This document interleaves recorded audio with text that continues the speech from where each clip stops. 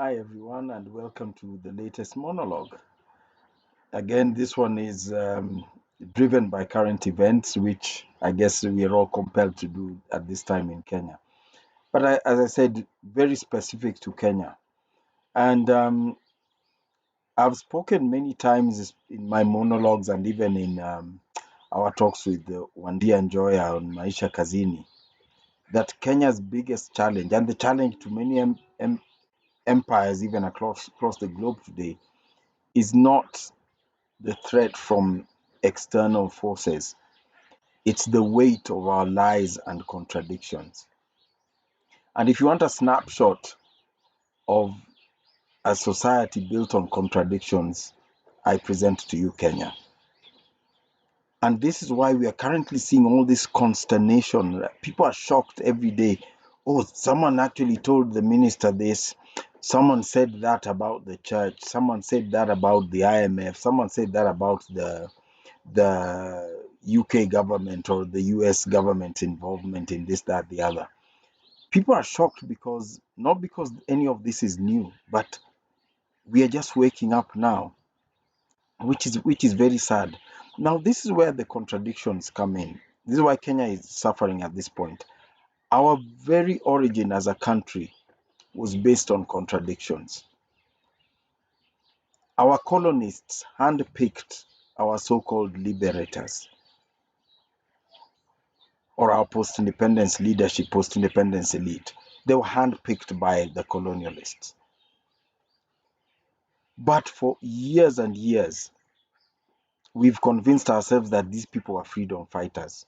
The real freedom fighters, some were left frustrated at home, some stayed in the bush for X number of years, some even got killed and eliminated.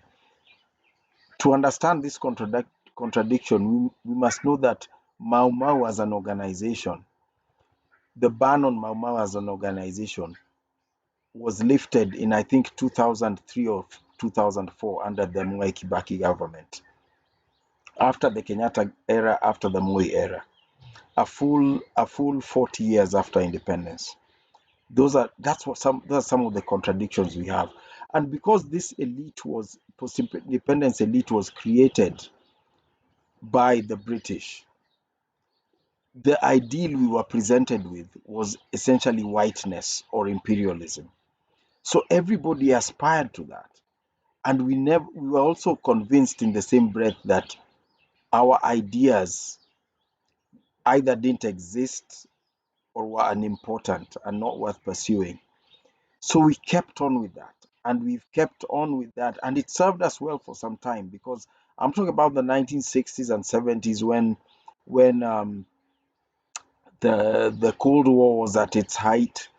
The West was at the height of its financial, industrial, um, and military power. So the Cold War, we benefited from the Cold War and our Western leaning policies, if you could call them that. But fast forward to now, the world is now moving into a point where countries need to chart their paths and understand themselves and understand their place in the world. And Kenya struggles to do this. This is why we have all these contradictions, and they come from even within our country. Um, Looking even at government, the indolence we see in government right now is not a factor of the people in office at this time. This is over 10 years old, because in previous governments we sort of had something, we were some objectives and policies we were going towards, even though they weren't ours, and people were trained, picked, and instructed to do their duties in pursuit of those policies. But if I go back to 2013, 2013, the election of Uhuru Kenyatta's government, that was the first indolent government, intellectually empty government. If you look at the people in government even now, that's when we first had the advent of social media influencers being in government. Someone getting into government because of their social media presence. Don't we remember some guy, I forget his name, called Githeri Man, who was pictured, standing in a voting line with a bag of githeri, snacking on it. He got a head of state commendation for being photographed with a bag of githeri. We ended up with social media influencers that are getting into government and replacing performance of government with weight of social media following, with social media blogging, etc., etc. We even had the development of that strange thing we called the government portal, where development that government was meant to be doing on the ground suddenly was on a portal. You go to a portal to see what Kenya government is doing, rather than see it at your local school, your local hospital, your local market, or whatever. And this is where it started. But if you look at Uhuru Kenyatta's government, had the benefit of a good balance sheet that had been developed by his predecessor, the late Mwai Kibaki. So they coasted doing nothing on that, but they had that balance sheet to back them up. Went around getting loans for this, that, the other loans that we couldn't even understand where they went. Expensive loans. Went around getting those loans because of the balance sheet that he took over from, that he took over. But he did nothing. That government did nothing. So the people in government now are all products of that previous government. It's just that they've decided to continue doing nothing, but there's no balance sheet left. There's no reputation left. There's no foreign currency reserves left on which you can hang around and party doing nothing. So that's what has happened. They're the unfortunate people in place when the pot honey ran out in the pot.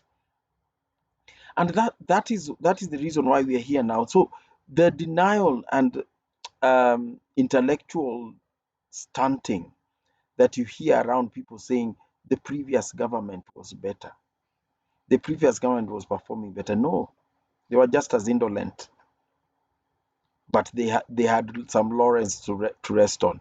You even hear some people even proposing that the previous interior minister, Dr. Fred Matiang'i, would be a better leader. I've never heard anything so ridiculous in my life. But that is the sort of denialism and intellectual stunting that is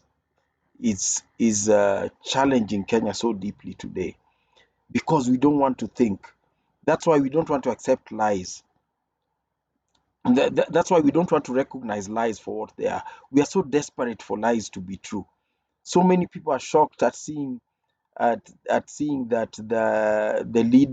the political elite are coming together, and the person we thought was the leader of the opposition is suddenly appearing to be on the side of government. And people are feigning shock now. He's been on the government payroll for some years. The government is been backing his AU bid. So he can't be against the government. So what are you shocked about now?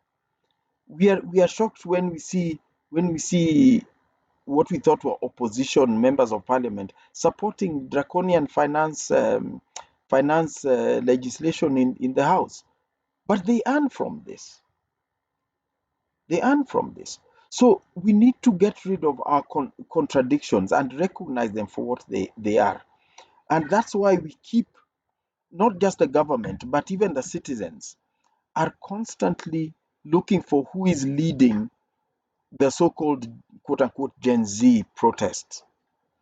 It's a season that has come. It doesn't require a leader, it doesn't require financing. The doctors have suddenly realized that what the Ministry of Health told them about their employment prospects to end their strike was rubbish. So they're now sleeping at Apia House protesting. That's why they're doing it. It's not that someone's led them to that. They've realized they were lied to. We realized that the finance bill would be the death knell of our businesses, our incomes, so many essential parts of our lives. That's why it's been rejected. And the only thing with the people who rejected it, or the so-called Gen Z, is that they're the ones who don't have that fear of the truth. The earlier generations we know the truth, but we don't have the courage to confront the fact that we are being lied to. We are desperate to hear that the economy is doing well. So if we are told the economy is doing well, we are happy, even though we know it isn't. I mean, we've been told lots of stories about economic growth, but just the other day, the president formed a task force to audit what the public debt.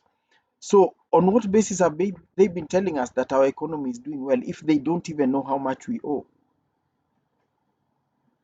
On what basis have they been talking about growth, 5-6% growth per annum, and we don't even know how much debt we have? They are even telling us about certain figures of how much of our GDP has to go towards debt repayment. Those are falsified figures because they don't even know how much debt we have. And we've spoken for some months now online that the Kenya government budget proposals is a tale. It's a tall tale, it's a folk tale based on cooked up figures and nothing. They don't even know how much we owe, much less how our economy is doing or whether or not it's growing. This is the problem that faces our country. We are full of contradictions. The same people that tell you we are doing well economically tell you there's no money to employ doctors. So which is it? And the worst thing, the burden is the Generation X, the lost generation. Wandia and I have talked about many times. We are the ones who accept these lies and even repeat them. We go around saying our economy is doing well. We are doing better than neighboring countries. We are doing better than so and so. We are aiming to become like Singapore. We are Our generation is the one that peddles that nonsense because we are too cowardly to accept the truth that we do know. So what is happening now is an awakening. Revolutions, that's what revolutions are. They're awakenings. They're not something financed by someone. They're just awakenings. And when someone wakes up to the truth, you're busted. He won't go back to sleep. You won't convince him. You can't convince a hungry man that he is full. And you can't tell him that now I'm going to tell you the truth. So forgive me for the lies I've been telling you. The trust is broken. So the immediate future in Kenya now belongs to those who are courageous enough to accept, to recognize contradictions and act on them. You know your child is being taught nonsense in school under CBC, how to make bottles and scarecrows and other stupid things.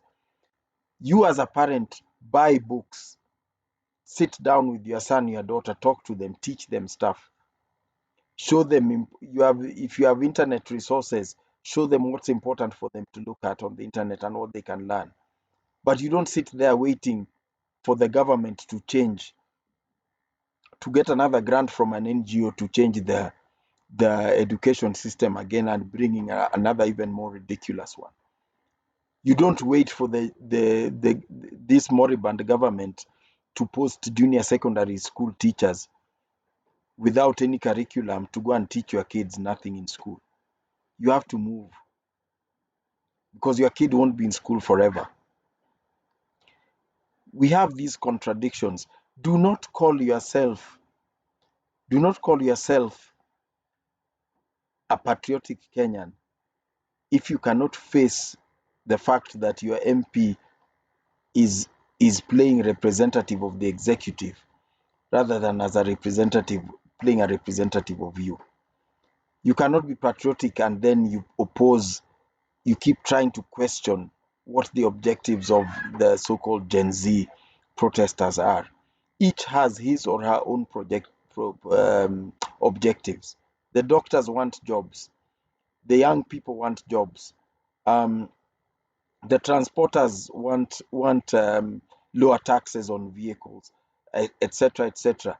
The farmers want fertilizer, want better agricultural policies. The sick people need treatment in hospitals. That's what we need.